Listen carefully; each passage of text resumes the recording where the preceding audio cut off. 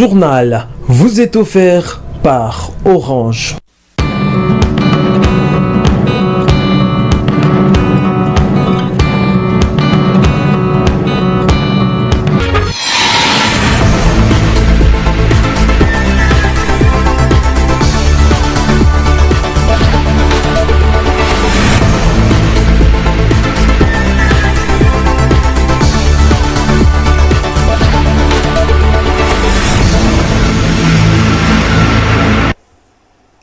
Bienvenue à tous dans ce journal. Si vous nous rejoignez sur la radio-télévision Grand Tanganyika. Mesdames et messieurs, ouvrons ce journal par l'insécurité qui reste encore explosive sur l'ensemble de la ville de Kalemi. L'inquiétude s'intensifie dans les chefs de la population. De nouveaux cas de tueries, des cambriolages et incursions avec armes à feu illustrent combien la situation demeure tendue. L'avenue de la Source a été la cible d'un cambriolage inédit, des biens meubles emportés, des cas de violences sexuelles faites aux femmes ont été aussi enregistrés. Écoutez les détails. L'insécurité dont semble ignorer le gouvernement provincial en place est tout à fait certaine et réelle. Son spectre, devenu infernal, ne trouve pas du fond en comble des solutions. L'exécutif paraît être en perte de vitesse. Des cas de tueries, des braquages, d'incursions avec armes à feu, armes blanches, accompagnés même des violences sexuelles faites aux femmes, prennent une allure à géométrie variable. L'avenir des vivres ou d'être sécurisé par les autorités en place s'annonce très sombre. Il n'y a pas longtemps, ou 2 jours passés, un homme qui arbore une quarantaine d'années, ingénieur de son état, qui revenait d'une cérémonie nuptiale, a été tiré des cieux par des bandits à armes à feu et succomba sur les lieux. En l'acheminant à l'hôpital, l'âme de la victime était déjà entre les mains des dieux, espérons-le. Comme si cela ne suffisait pas, sur l'avenue de la Source, on dirait de l'apocalypse qui a mis à nu la dignité humaine de ces pauvres habitants. Ici, cette maison, avec un niveau de vie sociale moins élevé, ont été cambriolées dans la nuit du dimanche 30 octobre à lundi 31 octobre 2022 par des bandits militarisés avec des armes à feu. Pendant leur opération, ces hors-la-loi ont plusieurs fois poignardé et macheté un motard qui passait nuit avec sa famille. Pendant que son mari et les autres voisins étaient enfermés à l'intérieur, la femme s'est vue enlever pour être relâchée quelques minutes après. Ainsi, nous nous réservons de ne pas dire tout haut ce qui lui a été fait au corps par ces gangsters. Dans les autres maisons, ces malfrats ont presque tout pillé. Les biens meubles des résidents ont été emportés. L'heure est grave. Les députés provinciaux, véritables représentants du peuple, ne se préoccupent pas de cette situation et passent sous silence. Mais s'il s'agissait de l'argent, il y aurait eu même des combats à leur hémicycle, car leur implication dans cette insécurité qui fait naître désolation et détresse sous l'œil inactif de l'autorité provinciale, comme nous dit la population, n'est pas du tout proactive. Depuis que cette résurgence des cas d'insécurité de tout genre a surgi, aucune action stratégique n'est mise sur pied par le gouvernement provincial, même par les ministères de l'Intérieur. Mais si, et l'année déjà, les résultats nous peuvent être démontrés. Pour l'heure, la population vit dans l'inquiétude totale et dans l'émoi parce que délaissée. Le vice-gouverneur honoraire de la province du Tanganyika, Libinomari Simkinje, poursuit ses actions sociales au sein de la population de Kalemi. C'est dimanche, une journée très surchargée pour lui. Les notables du Tanganyika s'est rendu tout d'abord à l'église Kissima Kanemo, entendez par là, puis des grâces pour chuter à l'étoile du Tanganyika où s'est tenu un concert religieux organisé par les jeunes de l'église Salem. Melchior Katuntulu nous rend ce reportage. L'action jusqu'au boutiste du vice-gouverneur honoraire Ali Bin Omar Simkinje, celle de soutenir aussi l'œuvre de Dieu dans les différentes églises de la place, ses voix salvatrices. Invité ce dimanche 30 octobre 2022 à l'église Kisima Kianema, 6 sur l'avenue Kankomba, Ali bin Omar Simukinje a fait montre de sa loyauté et de son engagement aux doléances qui lui ont été soumises par la visionnaire de ce temple de Dieu. Sur place, 2 fidèles qui avaient été victimes d'une fusillade orchestrée la nuit noire par des bandits non autrement identifiés dans leur église ont été pris en charge en soins de santé par Ali bin Omar Simukinje qui ne cesse de s'en soucier du social de sa population.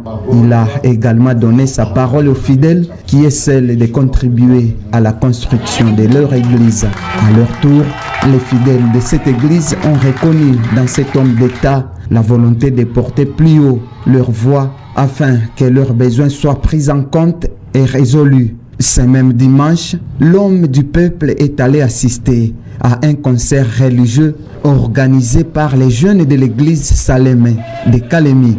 Ici, sa présence a pour beaucoup marqué les jeunes de voir leurs notables être à leur côté au cours de cette action ecclésiastique.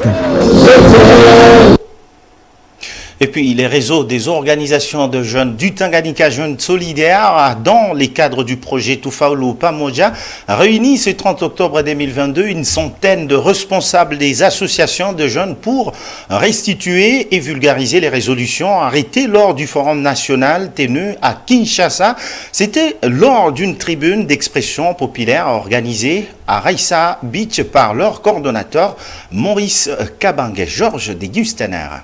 C'est dans l'objectif de restituer et vulgariser les résolutions nationales du Forum de la feuille de route que les réseaux des organisations des jeunes du Tanganyika, Jeunes Solidaires, a dans le cadre du projet Tufaulu Pamoja, organisé une tribune d'expression populaire qui a réuni une centaine de responsables des associations juvéniles à Raissa Beach le 30 octobre 2022. Plusieurs autres problématiques ont été débattues au cours de cette séance dans un échange houleux entre les jeunes. C'est notamment l'affaire Lithium qui alimente de débats au sein de la population tanganyikaise qui réclame l'implantation des usines de traitement de ces minéraux dans leur province. Les coordonnateurs de cette plateforme, Maurice Kabange, entend mettre son temps en profit afin de sensibiliser les jeunes à l'autoprise en charge par l'entrepreneuriat.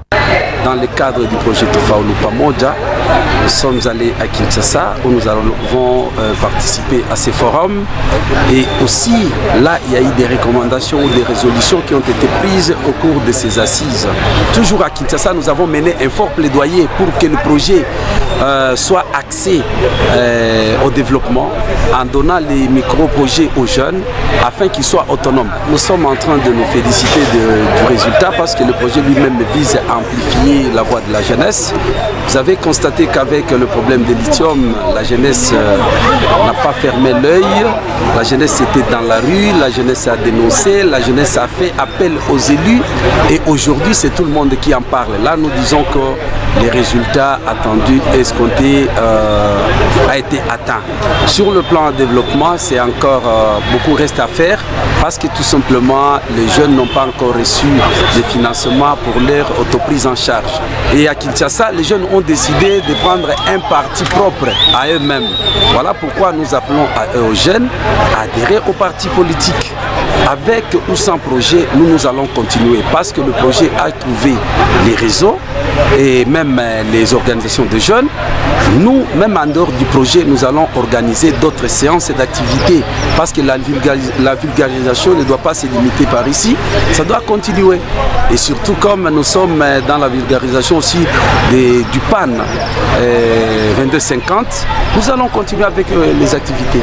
Notre plaidoyer est que le gouvernement provincial puisse voir la lutte que mène la jeunesse de sa province et surtout les jeunes demandent au gouvernement provincial de se prononcer parce qu'il s'agit d'intérêt général. Ces projets sous le financement de l'ambassade de Suède, en passant par CAFOD, visent également à amplifier la représentation de la jeunesse dans les sphères des postes de décision et processus de la paix. La ville de Kalemi, chef-lieu de la province du Tanganyika, enregistre de plus en plus de nouvelles stations de radio. Pas plus tard que ce dimanche, la radio GMT FM venait de lancer officiellement son signal dans la ville de Kalemi. C'était à l'occasion d'une conférence de presse tenue par le promoteur du GMT et au cours de laquelle a pris part le corps médiatique local.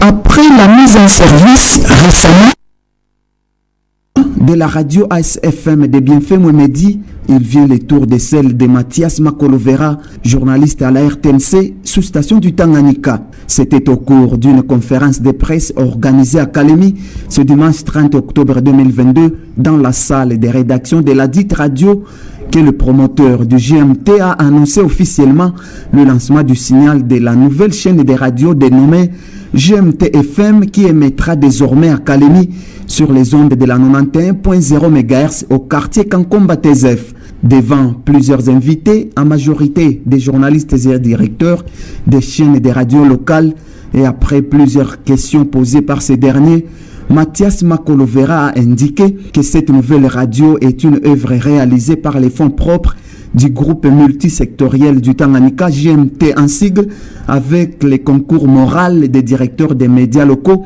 et d'autres partenaires. Il a de même ajouté que dans son groupe, il n'y a pas que ce seul projet qui vient d'être réalisé, mais par contre qu'il y a plusieurs départements au sein du GMT, notamment la télévision et la presse écrite, qui seront incessamment lancés dans la ville de Kalemi, province du Tanganyika. Avec des matériels modernes, la radio GMT FM atteindra les milieux éloignés de la ville de Kalemi et aura la capacité de transmettre des événements en direct à plus de 100 km du centre-ville de Kalemi, pas au téléphone mais plutôt par les matériels modernisés. À quelques jours de ces techniques, la radio est bien captée très loin et même dans certaines villes des pays limitrophes de la RDC, a dit Mathias Makolovera, qui promet de faire un travail de qualité et d'apporter une innovation dans le monde médiatique dans la ville de Kalemi. Notre radio a suivi notre marque déposée, GMT FM. Parce qu'il y a ceux qui emploient la GMT FM, mais il s'agit du GMT FM. Parce qu'il s'agit du groupe multisectoriel du Tanganyika, la radio GMT FM. Et cette radio a commencé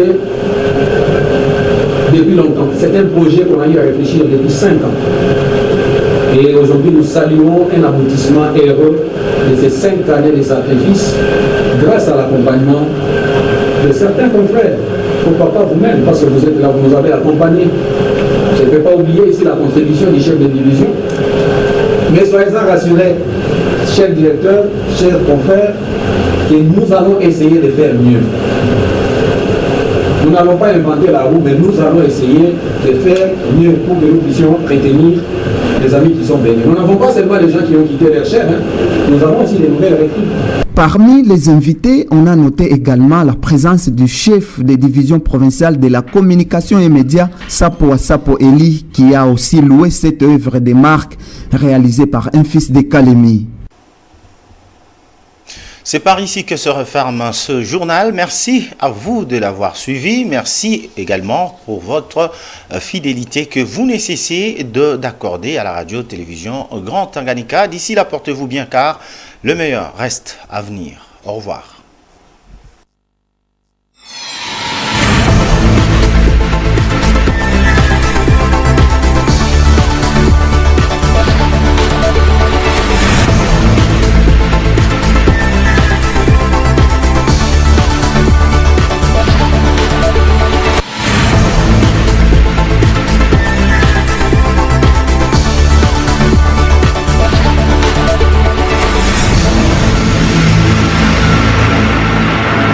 Ce journal vous a été offert par Orange.